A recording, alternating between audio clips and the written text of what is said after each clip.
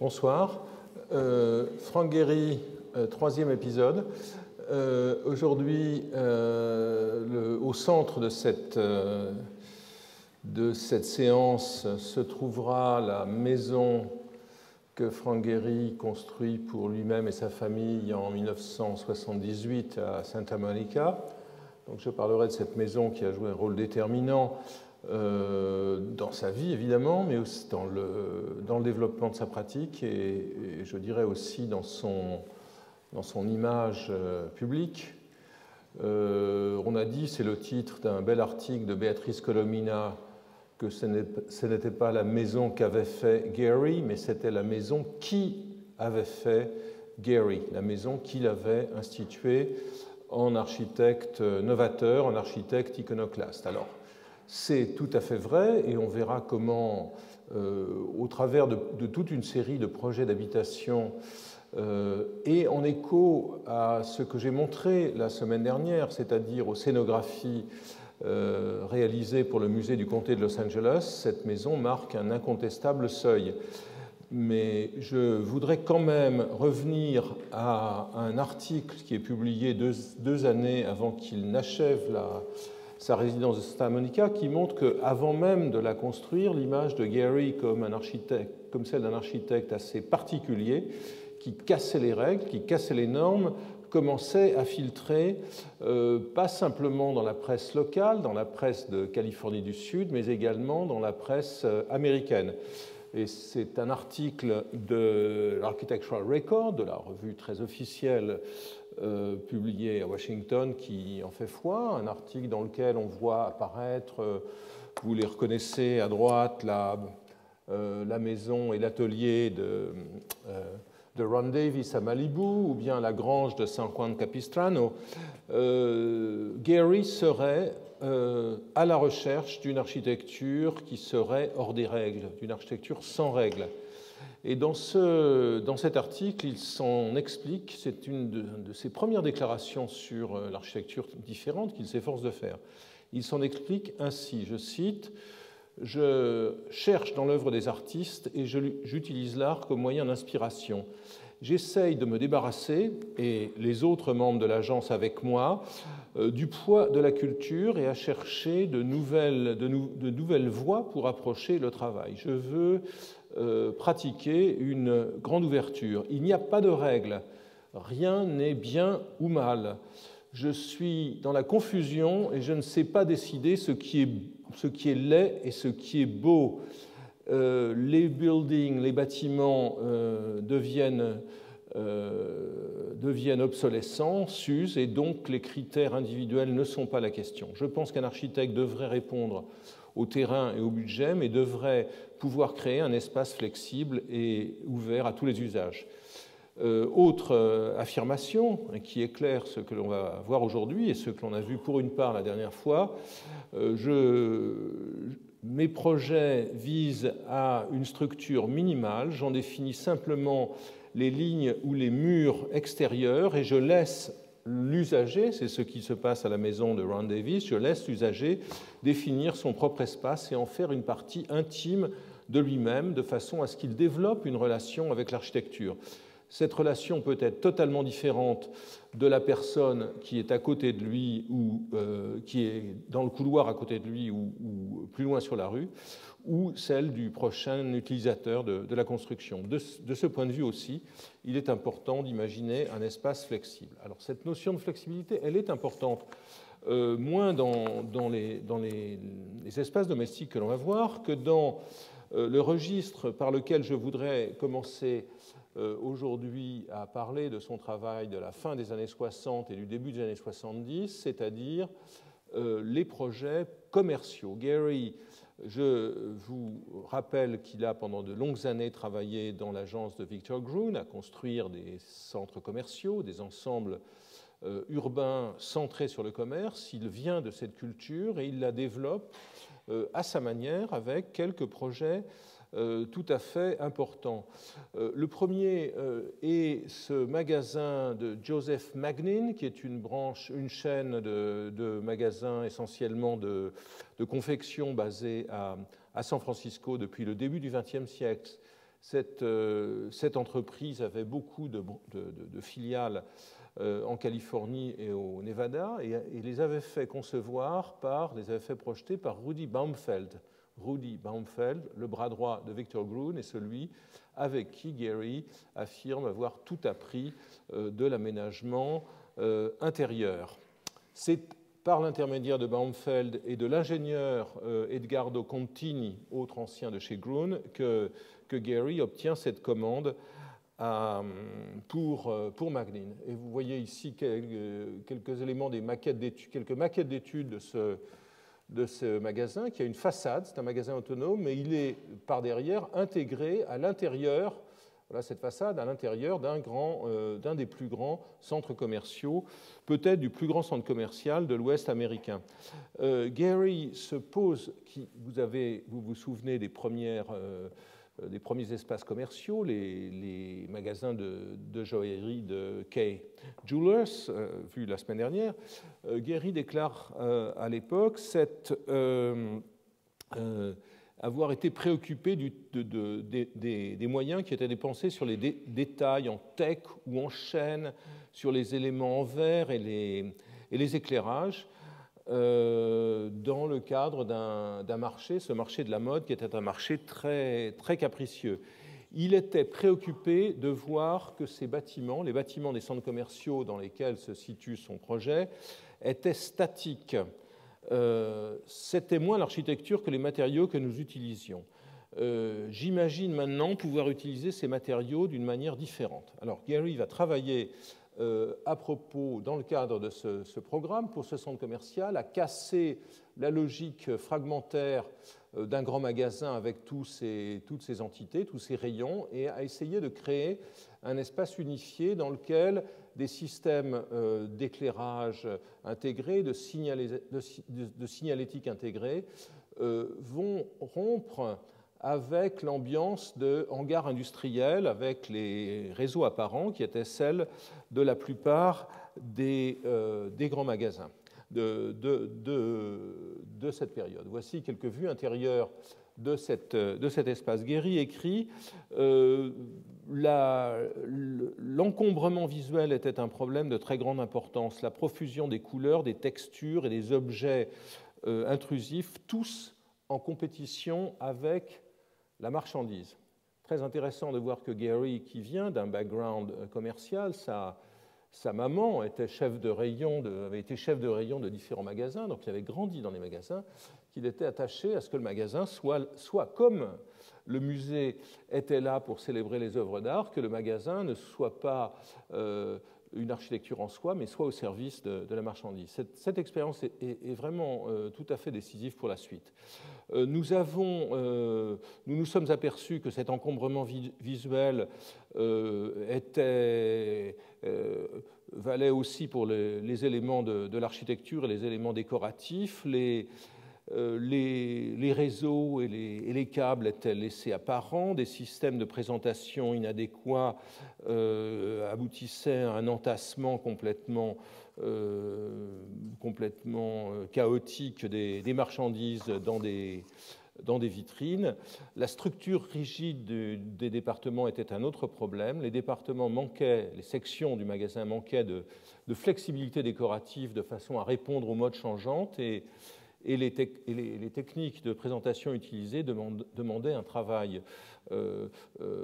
très lourd et très absorbant pour les changer à l'occasion des ventes saisonnières ou des fêtes. Donc, Gehry prend en charge le thème du changement, le thème de la variation des espaces dans le temps, et il le fait à partir d'un langage très simple dans lequel, vous le voyez, il cache les réseaux, il crée une atmosphère blanche et il travaille énormément sur les éclairages, notamment les éclairages indirects, sur les circulations. Par exemple, la circulation du grand hall de ce magasin qui devient, se développant autour du restaurant, un lieu de rencontre et d'observation mutuelle de la clientèle. J'utilise un exemple volontairement inadéquat et excessif, comme l'escalier du Grand Opéra de Paris. C'est autour de l'escalier que tout se joue. Et surtout, il travaille à certains systèmes intégrateurs. notamment celui-ci dont je vais parler dans un moment. Le terme qu'utilise Gehry pour faire ce projet est le terme de théâtralité. Il s'intéresse aux éclairages, à l'idée de créer donc une architecture qui serait la toile de fond et dans laquelle les produits en vente seraient véritablement les vedettes. Je voulais créer un espace neutre et fort, une toile de fond, même si je pensais que l'architecture des formes pouvait être compliquée à partir du moment où elle opérait à une échelle différente de celle des produits ou des visiteurs. Donc, c'est une première considération, l'architecture comme une architecture, je dirais, modeste dans l'arrière-plan, et une architecture au service du changement. La mode, écrit encore Gehry, tous ces textes sont des déclarations qu'il fait non pas dans les revues d'architecture, mais dans des revues de commerce, dans des revues de marketing. Et donc, il insiste aussi sur le changement. La mode n'est pas statique, elle est changeante. C'est pourquoi nous avons imaginé un système d'éclairage caché. Nous avons utilisé de l'éclairage industriel qui n'était pas cher. Les couleurs de la lumière peuvent changer. Ainsi, tout le magasin peut devenir rose pour la Saint-Valentin. Nous avons aussi des graphismes qui changent. Nous sommes partis de l'idée que le magasin pouvait complètement changer son atmosphère à partir de la modification de l'éclairage et des systèmes graphiques. Donc, ici, on voit apparaître l'idée d'un magasin qui devient une destination, comme on dit dans l'industrie touristique. La visite du magasin devient une expérience en soi, ce qui m'amène évidemment de façon abusive à rapprocher cette architecture de celle que Walter Benjamin avait découvert dans le spectacle des grands magasins parisiens du XIXe siècle. Benjamin écrivait que le magasin était la dernière promenade du flâneur, ce qui prend une certaine saveur dans une ville où la flânerie est automobile, comme Los Angeles. L'élément fondamental, le plus original de ce travail, c'est ce que Gehry appellera les arbres, c'est-à-dire des éléments qui intègrent la présentation des objets, des marchandises, l'éclairage, la signalétique et l'éclairage indirect projeté vers le plafond. Donc c'est au travers de cet élément architectural qu'il structure le magasin. Pour Magnin, toujours, Gehry réalisera un autre projet à San José, plus au nord en Californie, un magasin à un seul étage dans lequel il va s'attacher, comme le montrent ses dessins, à la circulation entre les différentes sections, comme il l'avait fait de manière extrêmement proche, en fait. Vous vous en souvenez sans doute à propos des expositions du musée du comté de Los Angeles. L'accent ici est aussi mis sur la flexibilité. Le projet, écrit Gehry, commence avec le poste de travail individuel et la nécessité pour chaque employé d'être capable de contrôler son environnement personnel au travers de la manipulation de la lumière, de la manipulation des ambiances colorées. Voici un dessin d'exécution qui nous montre comment le travail s'est fait de façon extrêmement minutieuse sur ces arbres, l'intégration ici des cintres dans une section consacrée aux vêtements, des lumières, encore une fois de tous les systèmes d'information, et la relation entre tout cela et l'espace environnant dans lequel les réseaux sont enfouis. Donc ces projets seront tout à fait favorablement accueillis par la presse et donneront de Gehry l'image de quelqu'un qui est extrêmement sérieux dans ses relations avec les clients. C'est ainsi qu'il va rencontrer une figure très importante de l'urbanisme américain des années 60-70, James Rouse, qui est un promoteur basé essentiellement dans le Maryland. James Rouse est un promoteur important parce qu'il va effectuer le programme que Victor Gruen avait énoncé à la fin de sa carrière américaine, avant de retourner à Vienne, Groen, le fondateur du shopping center, du centre commercial isolé sur un lac de bitume, avait préconisé le retour du commerce en ville et l'utilisation du commerce pour réanimer les centres-villes américains qui étaient déjà en crise. Et c'est ce que met en évidence, par exemple, la couverture de Time Magazine, le grand projet de Rouse étant à ce moment-là Faneuil Hall à Boston, qui a été une mesure très forte pour faire revenir la chalandise dans les espaces du port de Boston. Gehry va travailler pendant une quinzaine d'années, donc à partir de 1965, pour ce promoteur éclairé. Rouse est en particulier engagé dans la création de villes nouvelles privées. Ce ne sont plus les villes nouvelles, les Green Belt Cities du New Deal de Roosevelt. Les villes nouvelles américaines des années 60-70 sont pour l'essentiel des entreprises privées, des grandes entreprises de promotion. Et Gehry, pour Rouse et d'autres promoteurs, on en verra d'autres exemples, a été très engagé dans beaucoup de projets d'aménagement. Alors pour Rouse, il est recruté par Rouse initialement pour travailler dans une ville nouvelle dénommée Columbia, dans le Maryland, et se voit offrir le poste d'architecte en chef, notamment parce qu'un de ses associés, un ancien de l'agence de Groen, qui s'appelle David O'Malley, travaille déjà pour Rouse. Gehry refuse de déménager dans le Maryland, et pensant à juste titre qu'il a encore beaucoup de choses à faire à Los Angeles, et il obtient donc des commandes isolées. Cette première commande pour le centre de réception, le centre d'accueil de Columbia, qui est le lieu où sont vendus les appartements, où est présentée une exposition sur la ville nouvelle. C'est un premier projet, avec comme vous le voyez, avec un très grand toit, une forme que l'on trouvera dans d'autres ensembles, d'autres édifices publics de cette période, et avec l'idée que sous ce grand toit, eh bien, ce programme peut changer, une fois les appartements vendus, peut devenir un espèce de centre culturel pour la ville. Ce projet très ambitieux, très monumental est abandonné au profit d'un projet plus modeste qui est réalisé. Et vous voyez ici Gehry travailler avec des formes qui sont celles qu'il a déjà expérimentées dans certaines constructions de Los Angeles. J'insiste ici sur l'élément fondamental de ce bâtiment situé au bord d'un lac, qui est l'arcade, la galerie vitrée qui en forme l'axe et qui permet de distribuer lieux d'exposition, bureaux de vente et autres locaux.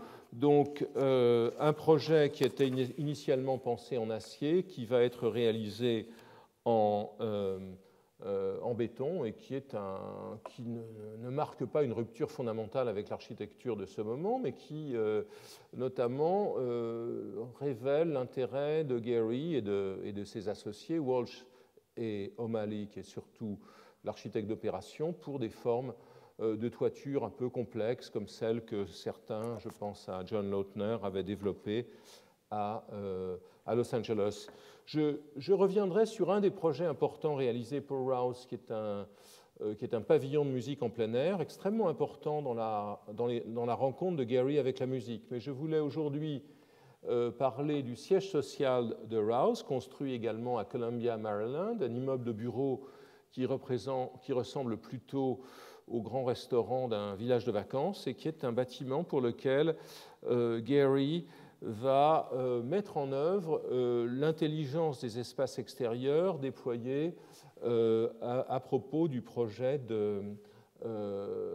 des magasins de Magnin. Donc voilà, voici l'extérieur de ce bâtiment dans les terrains boisés de Columbia, Maryland, et voici une des maquettes d'études. Projet très peu publié et discuté récemment, je le trouve tout à fait important. Pourquoi ?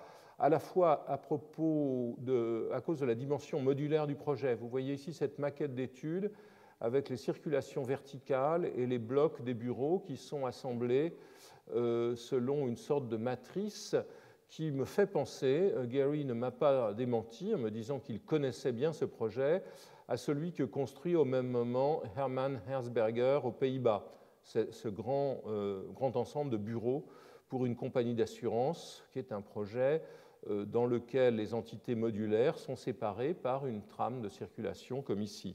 À l'intérieur, on ne retrouve pas tout à fait ce que Herzberger a réalisé à Apeldoorn, puisqu'Herzberger travaille dans la hauteur, mais en revanche, dans l'articulation des lieux de travail, on trouve des similitudes. Gehry refuse notamment de créer ce qui est à l'époque à la mode, c'est-à-dire le bureau paysager, écrit-il avec ses systèmes mécaniques ou mécanicistes de panneaux muraux, mais il s'intéresse plutôt à l'articulation entre les espaces collectifs, comme Herzberger, les espaces collectifs, les petits salons, les lieux de détente, les coins de lecture et les bureaux. Donc vous voyez ce plan qui est difficile à comprendre sur ce dessin, qui est un dessin parmi des centaines élaborés pour créer ce projet.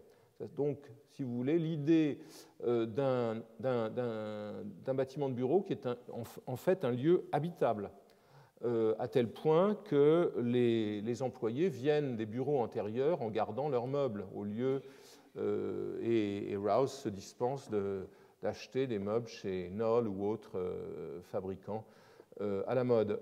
Autre remarque importante, comme chez Magnin, c'est l'intégration des systèmes, l'intégration des appareils d'éclairage et de la ventilation dans les plafonds, et la création, on le devine ici avec ces petits carrés, de poteaux, de bornes qui apportent les alimentations électriques à un groupe de bureaux. Donc il y a un travail très rigoureux et très systématique et ingénieux dans lequel Gehry exprime à nouveau son désir tout à fait clair d'éviter l'accumulation, le clutter, l'encombrement des réseaux qui descendent du plafond. Le même genre de phobie du désordre environnant que pour Magnin. Travaille aussi sur l'éclairage et sur l'acoustique. Gehry, aujourd'hui, continue à travailler de façon extrêmement rigoureuse et attentive avec les acousticiens. Cette collaboration remonte aux années 60 et à ce projet de bureau, ainsi qu'au projet de pavillon réalisé pour Rouse. L'extérieur du bâtiment, vous le voyez ici, avec cet aspect, ces pergolas, cet aspect village de vacances. L'idée que le bâtiment puisse être envahi par la végétation, c'est apparemment Rouse qui s'inspire des constructions de Bernard Maybeck dans la région de San Francisco. Et vous voyez à nouveau la présence de ces grandes galeries vitrées. J'y reviendrai dans le prochain projet. Le bâtiment s'est révélé extrêmement flexible, puisqu'il a aujourd'hui été transformé en centre commercial avec un gigantesque magasin d'alimentation. Rouse l'a déserté, et il reste un élément très fort du centre de cette ville. Ceci dit, rien ici de bouleversant. Gehry était un bon prestataire de service. On ne peut pas vraiment dire qu'il ait complètement bouleversé les règles de l'architecture des bureaux.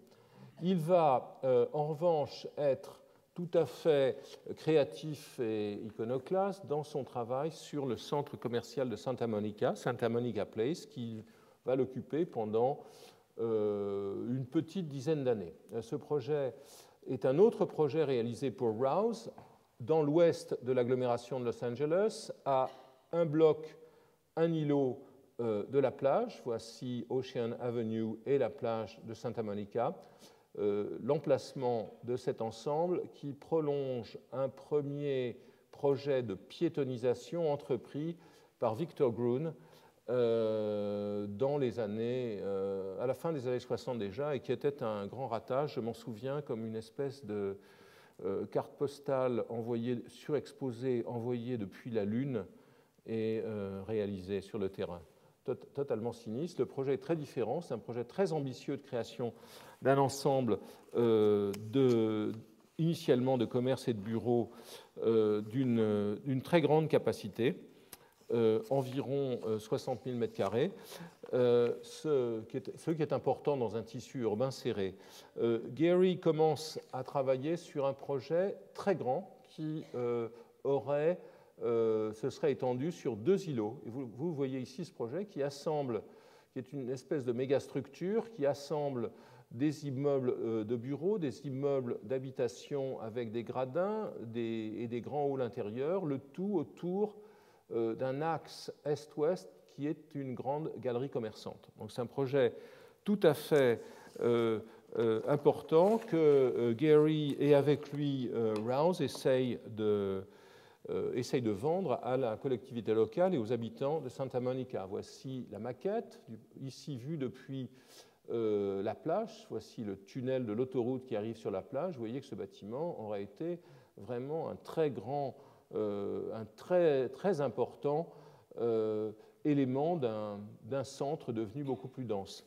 C'est bien ce qui fait problème. Santa Monica, à l'époque, est gérée et tenue par une municipalité progressiste, ce qui est assez exceptionnel aux États-Unis, qui pratique un contrôle des loyers farouche, ce qui lui sera beaucoup reproché, et qui donne la parole aux habitants qui protestent contre la destruction du tissu existant, la destruction des arbres, d'habitations modestes. Et résultat, le projet est réduit considérablement, à peu près à 1/3 de son volume initial. En route, sur le chemin, Gehry avait travaillé, comme le montrent ces coupes, à créer un très grand ensemble commercial. Vous le voyez ici, vous voyez un immeuble de bureaux, la galerie à l'intérieur, l'empilement des parkings. C'était une sorte de millefeuille de parking, de commerce, et de bureaux et d'habitation. Vous en voyez le plan ici avec au milieu la galerie. Ce projet avait été très détaillé, et notamment au travers de ses perspectives quasi commerciales qui donnaient l'image d'un ensemble d'une très grande, avec des espaces intérieurs d'une très grande ampleur, que je rapproche d'un livre qui venait d'être publié en Allemagne et qui sera ensuite traduit aux États-Unis, qui est le premier grand livre avec lequel le thème du passage couvert, de la galerie marchande, revient dans le débat architectural, le livre de Geist. Je ne suis pas absolument sûr que Gehry ait connu la version allemande. Je répète qu'il n'était pas encore traduit, mais il est clair qu'autour de lui, les jeunes architectes comme Craig Hodgetts ou Robert Mangurian, qui poursuivront ensuite leur vie individuelle, leur vie autonome à Los Angeles, connaissaient très bien cette architecture. Un nouveau projet est lancé dans lequel l'élément fondamental, vous en voyez ici l'emprise, donc 2 grands magasins, des boutiques et des parkings assez gigantesques. Vous voyez que l'élément décisif de ce projet devient la rue intérieure. Donc il y a une sorte d'insistance à urbaniser le programme doublement, le programme du centre commercial, en le situant dans la ville et en utilisant une thématique extraite donc de l'expérience des passages couverts, de l'expérience des rues marchandes. L'ensemble est traversé par cette rue qui aboutit notamment, enfin qui passe en son centre par une espèce de plaza vitrée couverte. Beaucoup de travail est dépensé pour mettre au point cet espace intérieur.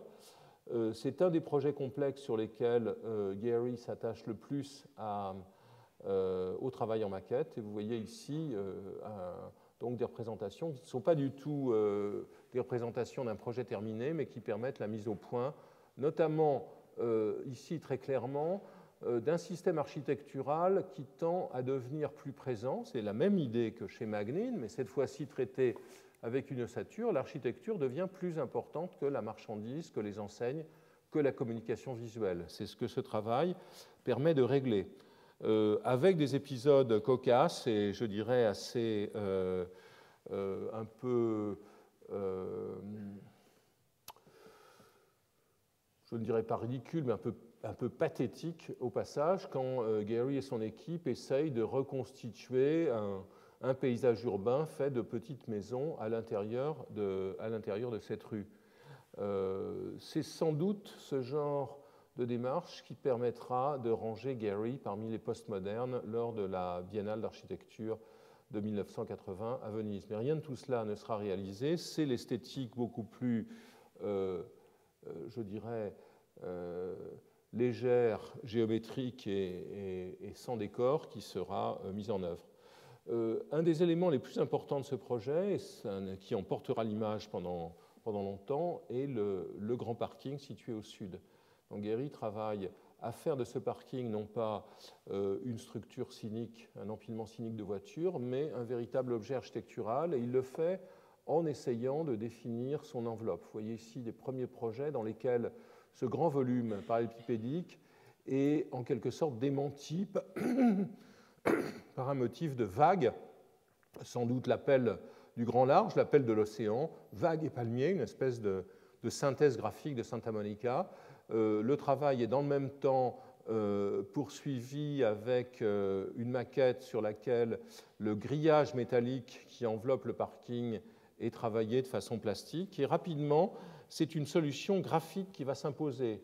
Un autre dessin, à ma connaissance, comme tous les autres d'ailleurs inédits de cette façade, dans laquelle vous voyez les niveaux des voitures et l'idée de créer un motif architectural original qui aurait contrasté avec l'implacable superposition des étages. Ici, c'est un des grands magasins qui forment le centre commercial où l'entrée semble plutôt évoquer celle du petit magasin de Frank Lloyd Wright à San Francisco, du magasin Morris. Et progressivement, Gehry se résout à utiliser un langage graphique, à utiliser le langage des enseignes de Los Angeles. Le logo avec le palmier rétrécit de plus en plus et l'inscription commence à devenir l'élément dominant jusqu'à devenir l'élément unique dans d'autres dessins, comme ceci. Vous voyez que le parking est simplement annoncé par cette inscription. On peut faire l'hypothèse, à nouveau, d'un rapport avec Edward Rushay, qui avait, vous le voyez avec ce tableau en haut, avait libéré le signe de Hollywood de son ancrage géographique contre les collines des montagnes de Santa Monica, l'avait libéré, on avait fait une sorte d'énoncé nomade, donc, et autosuffisant et autoportant. Donc, compte tenu de la fréquentation régulière de Rushay dans cette période, il est possible que la rupture dans ce travail puisse lui être créditée. Voici en tout cas l'étape ultérieure dans la mise au point de la maquette, l'idée de déchirer ou de transformer, de remodeler le grillage est oubliée, et c'est avec le grillage redoublé que cette grande inscription est réalisée. Gehry, dans le même temps, travaille avec des artistes commerciaux pour essayer d'élaborer des représentations vendables de son bâtiment, notamment à l'attention des boutiquiers qui vont y situer leurs enseignes. Et vous voyez aussi que ces représentations très traditionnelles sont réalisées. Au total, de quoi s'agit-il? Eh bien, cet ensemble commercial est un ensemble très multiple, 2 grands magasins, le parking avec sa façade parlante, la partie centrale qui devient un objet urbain tout à fait complexe avec ses cafés ouverts sur la rue et la géométrie de l'intérieur qui se projette aussi sur l'espace urbain. Voici une photo très très proche de l'ouverture en 1981 de ce centre comme je l'ai découvert, dont le langage n'était pas du tout le langage des centres commerciaux américains de la période. Et ceci était encore plus vrai à l'intérieur avec, vous le voyez, ce patio central et la galerie dans laquelle les magasins reculaient, devenaient non pas secondaires, mais devenaient autonomes et distants par rapport au propos architectural d'ensemble. Donc un bâtiment extrêmement important dans le parcours que Gehry avait engagé pratiquement une vingtaine d'années plus tôt dans l'architecture commerciale. Et voici le garage tel qu'il restera debout pendant quelques décennies, puisqu'il a été totalement détruit aujourd'hui.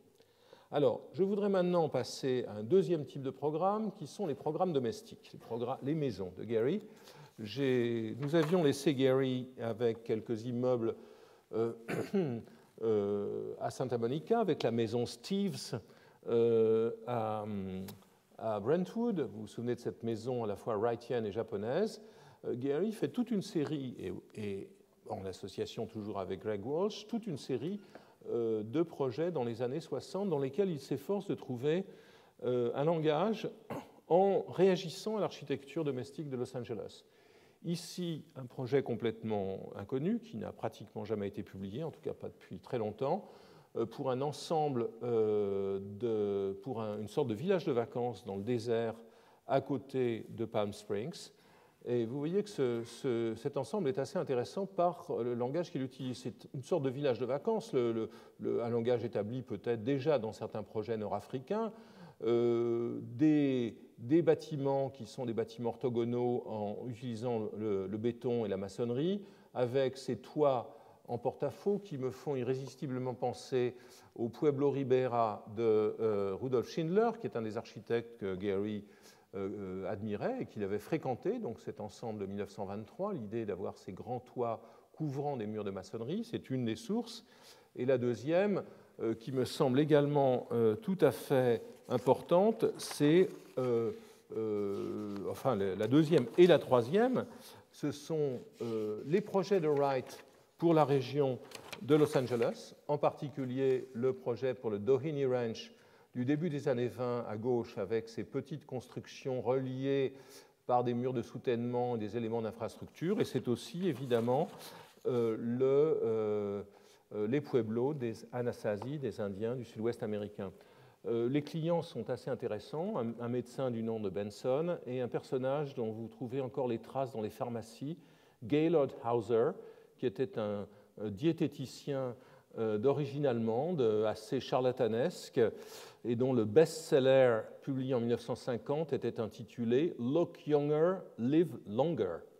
Quel beau programme. Donc, Hauser avait une maison à Palm Springs où il était souvent, où Greta Garbo venait souvent. Donc, on est là dans le monde de Hollywood et de la médecine commerciale. Et vous voyez que Gehry s'intéresse beaucoup au travail de Wright. Il l'a admis lui-même. Gehry a écrit bien plus tard, j'ai étudié chaque plan, chaque coupe, chaque dessin, chaque maquette, chaque bâtiment de Frank Lloyd Wright. Je suis allé à Oak Park, j'ai vu la Robbie House, on en a vu les faits il y a 2 séances. Je suis allé voir Unity Temple, j'ai étudié Taliesin Est et Taliesin Ouest, et j'ai lu tout ce que je pouvais trouver à propos de Frank Lloyd Wright. Ce qui est vrai, il dit aussi qu'il avait lu du début à la fin In the Nature of Materials, le livre publié par Henry Russell Hitchcock en 1942. C'était un grand livre, il avait des plans et tout. J'ai mémorisé chacune des maisons. Donc le rapport à Wright n'est pas du tout une coïncidence, il est très présent ici. Et c'est donc une architecture cubique, à la fois issue du sud-ouest américain, de Wright, et d'une certaine idée de la Méditerranée. Un deuxième projet réalisé est une maison à Bel Air, construite pour un ingénieur, Klein. C'est une maison qui avait brûlé, elle remplace une maison de Calvin Straub, un des maîtres de Gehry à USC, qui avait brûlé. Et vous retrouvez ici le travail sur les toitures qui est présent dans le centre d'accueil de Columbia. Le travail à propos de ce bâtiment est essentiellement un travail en coupe. Ici, une coupe de Gehry, authentifiée. Ici, des dessins qui sont soit de lui, soit de Walsh, mais très proches. Dans tous les cas, ils se ressemblent beaucoup, où l'on voit comment le travail de mise au point sur les 2 espaces à double hauteur de l'intérieur est fait pour ce projet réalisé. Donc un projet longitudinal, mais qui ne paye pas de mine à l'extérieur, mais dans lequel il y a, vous le voyez ici, une invention spatiale, notamment avec ces doubles mezzanines et la présence de des grands volumes verticaux des cheminées, qui étaient présents d'ailleurs dans les premiers projets d'immeubles, tel l'immeuble de Hillcrest, vu la semaine dernière. Pour moi, un projet extrêmement intéressant et totalement inconnu, jamais publié jusqu'à ce jour, pour une artiste de Los Angeles qui s'appelait Jacqueline ou Jackie Graeber, qui était une psychologue devenue artiste et qui était une amie des amis artistes de Gehry, comme Irwin et Ed Moses. Ici, vous voyez sur ces dessins, qui sont des dessins de Walsh, sans doute plus que de Gehry, cet étrange plan, ici, cette interprétation extraordinaire de Ronchamp de Le Corbusier, une espèce de réduction de Ronchamp avec ses contreforts, le toit débordant, l'élément vertical. Ici, une vue latérale qui nous montre comment ce toit aurait ménagé, comme à Ronchamp, des bandes éclairantes permettant d'apporter de la lumière dans l'atelier. Donc un projet tout à fait intéressant qui nous montre, celui-ci est le Pueblo pour Hauser et Benson, qui nous montre ce moment, à mon avis, de grande angoisse dans l'équipe que Gehry a formée avec Walsh, ce moment de recherche absolument frénétique d'un langage original. Et on voit ici en tout cas que le pluralisme est la règle, sans qu'il corresponde pour autant nécessairement à une demande des clients. Encore un autre exemple de ce pluralisme, c'est un projet dessiné pour les Handlers à Los Angeles. Les Handlers, ce sont les inventeurs et propriétaires de la société Mattel, ce sont les inventeurs de la poupée Barbie. Ils étaient donc très riches, comme le montre le garage. Il y a un garage pour 6 ou 7 voitures ici.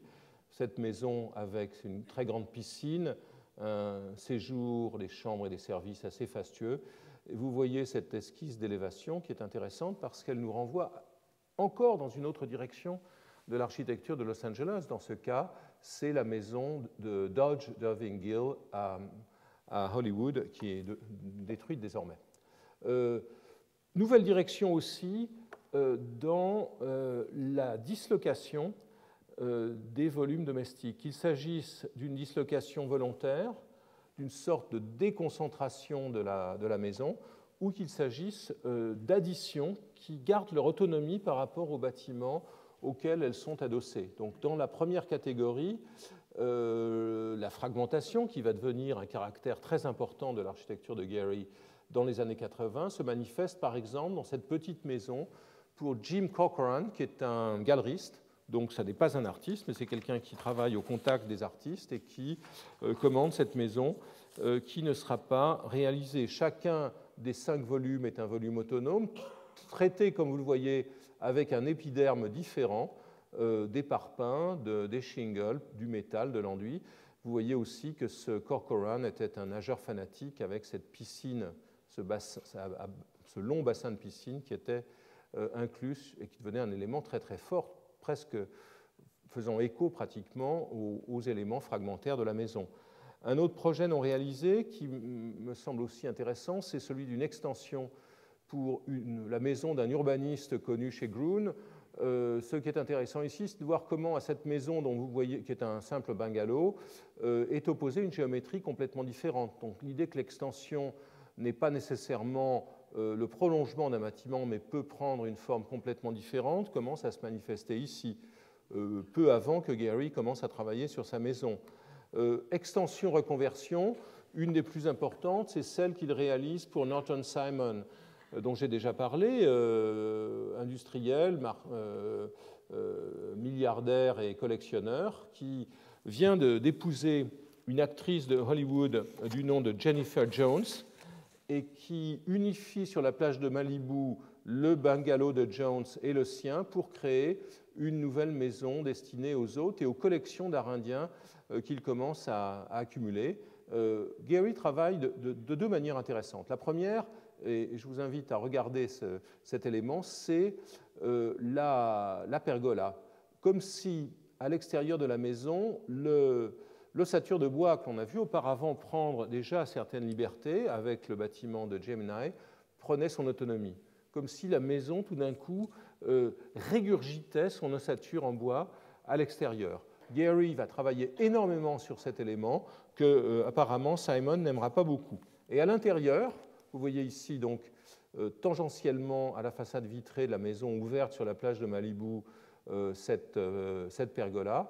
Et vous voyez qu'à l'intérieur, la maison est désossée déjà, des troncs d'arbres non écorcés sont mis en place et les collections d'art indien ou d'art antique sont disposées sous cette structure en bois rendue visible, comme c'était le cas à la maison de Ron Davis. Donc c'est une maison tout à fait fondamentale, mais qui ne renforcera pas beaucoup les liens avec Simon, avec qui ça se passera assez mal. Enfin, un autre projet qui est un projet d'extension d'une maison assez banale des années 30, vous voyez, par l'adjonction d'un volume tout à fait différent par sa géométrie, par ses ouvertures, par sa distribution. Donc, Gehry semble, dans cette phase non réalisée, celui-ci se spécialiser dans, je dirais, l'étreinte mortelle exercée sur des constructions existantes. Et c'est ce qu'il va faire pour sa propre maison, que je voudrais évoquer maintenant, donc construite dans le centre, enfin dans la partie centrale de Santa Monica. Ici, Wilshire Boulevard va vers l'océan. Cette maison se trouve à l'angle de la 22e rue et de Washington Avenue. Vous la voyez ici telle qu'elle a été, telle que Gehry se plaît à la présenter dès cette période. Elle est introduite ainsi par la revue Progressive Architecture en septembre 1978. Une maison avec des bardeaux de cèdre qui fait penser au vernaculaire de Norman Rockwell, cet illustrateur populiste américain, est recouverte par un écran en tôle ondulée, interrompu par des protubérances qui utilisent l'ossature comme si c'était une sculpture. Norman Rockwell rencontre Richard Serra. Les voisins menacent de faire un procès. Quant à Philip Johnson, qui s'intéressait au travail de Gehry depuis qu'il avait visité la maison Davis, il disait « Cette maison va si loin, se démarque tellement des attentes habituelles qu'elle rend toute critique traditionnelle inopérante. » Donc il avait compris qu'il se passait quelque chose de nouveau. Gehry était très conscient, quant à lui, du fait que la construction d'une maison originale pouvait être une étape dans le renforcement de sa présence sur la scène de Los Angeles. Il dira en 1987, « Ce petit bijou qu'est une maison familiale peut être un instrument puissant pour développer les idées et se faire remarquer. » Et ce qui lui venait à l'esprit, parce qu'il connaissait très bien ces trois maisons, c'est évidemment, dans le cas de Los Angeles, la maison de Schindler, de 1922-23, la maison de Neutra, que vous voyez ici, construite une première fois dans les années 30, refaite 30 ans plus tard, et aussi la maison de Charles et Ray Eames, à laquelle je l'avais comparée dans le premier article, si je puis me citer ici, que j'avais publié sur Gehry dans AMC en 1982. Alors, que va-t-il faire avec cette maison rosâtre qu'il a achetée avec son épouse, sa nouvelle épouse Bertha, donc en 1976? Eh bien, il va commencer par essayer de la camoufler. Ici, je vous montre quelques croquis qui n'ont jamais été diffusés, notamment celui de gauche, qui est intéressant, qui nous montre comment ce bungalow, dans cette première hypothèse, aurait pu être enveloppé par une espèce de sculpture en bois, en latte de bois verticale, qui me fait beaucoup penser à l'architecture d'Alvar Aalto, par exemple, au pavillon d'Aalto, de la Finlande, construit par Aalto à New York en 1939, que j'aurais dû l'apporter. Ici, vous voyez un autre dessin précoce. La maison existante est là. La nouvelle maison est un prisme qui ressemble un peu à une de ces râpes à fromage italiennes, posée sur le côté, avec de grandes fenêtres et qui masque la maison par rapport à la rue. Une première hypothèse. Une autre, très rapidement, d'autres hypothèses plus complexes vont apparaître. On voit toujours à l'arrière-plan la maison rose. Vous voyez ici une espèce d'envahissement par des constructions adventices, par des fenêtres, par des murs, par des portes additionnelles, des escaliers, dont la matérialité n'est pas encore complètement définie. Ici, les choses deviennent plus claires et on a l'impression vraiment que Gehry s'intéresse à l'utilisation notamment du grillage, qui est un thème qu'il expérimente dans d'autres projets depuis quelques mois lorsqu'il travaille sur celui-ci. Et je voudrais vous montrer la première maquette, qui est une maquette tout à fait intéressante, faite en carton, avec du carton ondulé qui simule très très bien la tôle également ondulée, avec la présence du grillage, la charpente en bois, l'ossature désormais totalement visible, cet entassement de marches, et ici un élément de comparaison que je trouve assez éclairant, qui est la célèbre maison construite par Robert Venturi pour sa maman en 62, à côté de Philadelphie. Regardez donc la fenêtre, cette espèce de symétrie pondérée, avec d'un côté une fenêtre en longueur et de l'autre côté un autre ensemble de formes, ici une petite fenêtre rectangulaire et une autre carrée qui manque à l'appel, une symétrie qui est trompeuse chez Venturi comme chez Gehry. La symétrie de l'entrée ne correspond en aucune manière au plan, et chez Gehry, il en va de même. Cette sorte de balancement n'a pas de sens vu de l'intérieur. Le travail de recherche va continuer à se faire, et il y a beaucoup de croquis qui explorent notamment la façade sur l'avenue. Voici l'angle ici, la maison existante, donc l'hypothèse de créer de nouvelles fenêtres très, très différentes. Vous voyez notamment cette grande verrière présente dès le début du projet un peu élaboré et qui va continuer à se déployer. Beaucoup de travail sur cette verrière qui devient un élément très, très puissant, cassant, intervenant, sortant en dehors du mur de la façade. Ici, vous voyez comment, ça c'est la façade latérale, et vous voyez comment cet autre élément, qui est l'élément utilisant le grillage, se manifeste. Quant à la verrière elle-même, je la rapproche d'un autre thème wrightien, puisque Gehry nous dit qu'il connaît tout de Wright. Je le prends au pied de la lettre, et je pense à ce camp provisoire créé pour abriter les élèves de Wright lorsqu'il a commencé à migrer tous les ans vers l'Arizona. Vous voyez cette forme qui correspond assez à celle de la verrière ici.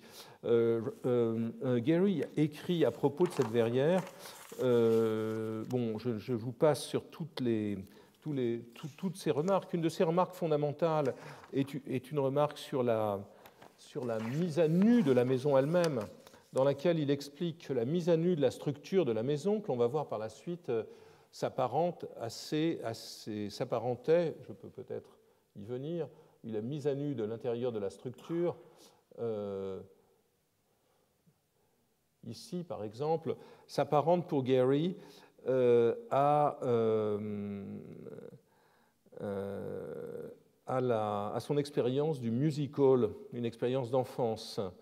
Il aimait beaucoup les spectacles dans lesquels tout d'un coup les acteurs se déshabillaient ou étaient déshabillés par l'intrigue.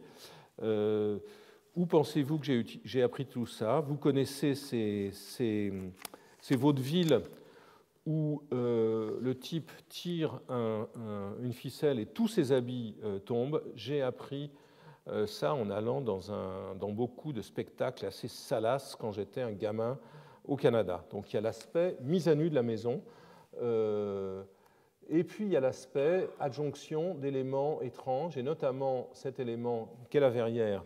Gehry va insister là-dessus. La fenêtre de la cuisine, puisque c'est la cuisine, on va le voir, qui se trouve derrière cette verrière, était un véritable combat, comme vous pouvez le voir par les croquis et les dessins. C'est un propos de 1979, donc ce n'est pas une reconstruction comme il y en a beaucoup.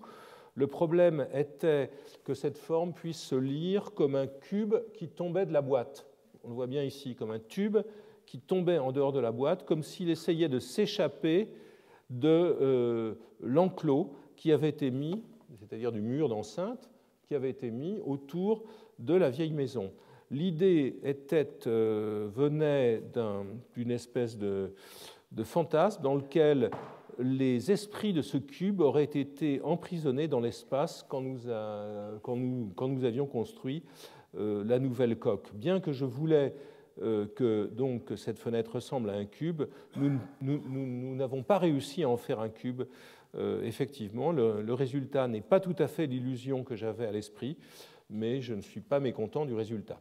Donc, en tout cas, un élément tout à fait original, et qui est un élément qui a une part fictionnelle, et pour moi peut-être une source dans cette géométrie très simple et anguleuse de Wright. Voici l'élévation quasi définitive, pas tout à fait, cette fenêtre ne sera pas réalisée de cette façade le long de l'avenue. Vous voyez donc l'idée, cette façade qui enveloppe la maison, qui la protège, dans le même temps la révèle.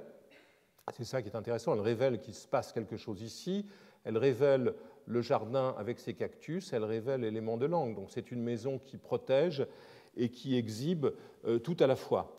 Ce langage se poursuit à l'intérieur. Ici, nous sommes dans le jardin ou dans le backyard. Le pavillon existant a été allongé, étendu, et nous voyons à nouveau une nouvelle boîte imaginée sur la toiture qui ne sera pas réalisée. Dans le processus de construction de la maison, Gehry veut travailler en maquette, et je voudrais ici évoquer cette maquette qui est extraordinaire parce qu'elle ressemble en fait au travail miniature sur le chantier. Donc il va travailler à réaliser une ossature complexe qui, cette fois-ci, s'est complètement émancipée. Une ossature qui se serait prolongée d'ailleurs par certains éléments ajoutés, comme cette pergola qui n'a pas été réalisée. Donc on la voit sur cette axonométrie qui représente, vous le voyez maintenant complètement, la maison antérieure, l'adjonction et la verrière et toutes les relations complexes qui peuvent s'établir tangentiellement entre les deux.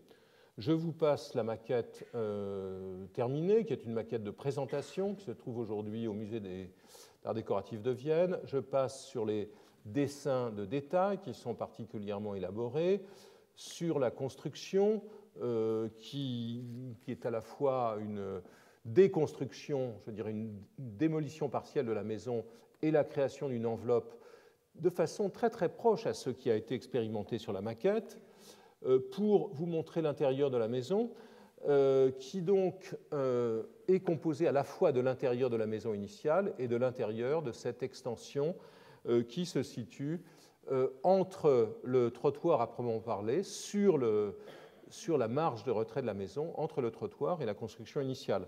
Donc l'entrée est ici, les espaces de séjour, le séjour longitudinal et la cheminée ici, et la cuisine se déploie le long du mur, à tel point que Philip Johnson, toujours lui, déclarera, après avoir visité la maison et y avoir dîné, « Je ne sais pas si je dîne dans la cuisine ou sur le trottoir », ce qui était une parodie de ce que Frank Lloyd Wright avait dit en visitant, si je ne m'abuse, la maison de verre du même Johnson, où il avait dit « Suis-je dedans ou suis-je dehors ?» Donc, voilà l'intérieur du séjour. Donc, l'ossature mise à nu, à la fois pour ce qui est des éléments porteurs horizontaux et verticaux, mais aussi ces ossatures ajoutées qui introduisent la lumière venue depuis le backyard à l'intérieur. La cuisine est cet espace tout à fait remarquable dans lequel la façade extérieure de la maison initiale devient la façade, devient un des murs de la cuisine dialoguant avec l'autre. Une autre image, ici, le bord de la cuisine et le contre-champ qui nous permet de découvrir l'effet de cette verrière. Le premier étage, je vais assez rapidement, mais le premier étage, tout ceci se trouve dans les livres, le premier étage où la maison se trouve à nouveau mise à nu, et mise à nu de telle manière à utiliser certains éléments existants comme éléments en changeant le sens. Je pense à cette fenêtre ici, qui est devenue un miroir de la salle de bain. Je pense aussi au travail de Gehry, qui est un travail opportuniste, s'appuyant sur les incidents de chantier. Ici, une poutre crevant le revêtement de la maison intérieure et qui permet de créer une fenêtre inattendue. Enfin, la cour, avec la façade en contreplaqué laissée visible, comme le reste de la maison, et cette ouverture qui la montre depuis l'extérieur, sans la montrer tout à fait. L'ouverture, elle est cadrée sur un grand cactus et pas tout à fait sur la maison. Donc elle propose, je dirais, elle s'offre à la pulsion scopique des passants dans le même temps qu'elle la contrarie. Une maison extrêmement importante qui va véritablement être un tournant, non, pas simplement dans l'architecture de Gehry, dans celle de Los Angeles, dans l'architecture domestique américaine, qui sera identifiée en tant que telle par la presse. Gehry le rebelle déchire sa maison et le livre de l'architecture, vous le voyez à gauche. Gehry dira, et je pense que c'est la meilleure considération conclusive que l'on peut faire à son propos, il dit dans une lettre de 1972 à un de ses collaborateurs, avec l'accent allemand, c'est l'accent de Mies van der Rohe, I don't want to be good, I want to be interesting. Je ne veux pas être bon, je veux être intéressant, ce qui est une parodie d'une déclaration de Mies van der Rohe en 1955 qui avait dit I don't want to be interesting, I just want to be good. Donc Gehry inverse cette position et revendique une architecture intéressante. Cette maison, et j'en termine par une ultime anecdote, est le cadre d'un dîner peu après son achèvement. Gehry invite à dîner Matt DeVito, qui est le directeur général de Rouse. Vous n'avez pas oublié Rouse, ce promoteur de la côte Est. Et DeVito, la maison vient d'être terminée, le centre commercial Santa Monica Place vient d'être terminé également. DeVito dit à Gehry, Frank, vous n'aimez pas beaucoup Santa Monica Place, le grand centre commercial. Non. Alors, pourquoi est-ce que vous gaspillez votre temps et votre énergie à vous battre avec des promoteurs commerciaux quand vous avez une autre mission dans votre vie? Pourquoi ne vous mettez-vous pas à faire ce que vous savez bien faire? Point d'interrogation. Gehry répond en effet, et le lundi suivant, il licencie 30 des 40 personnes de son agence et relance son activité autour des thèmes qui sont ceux de sa maison. Merci.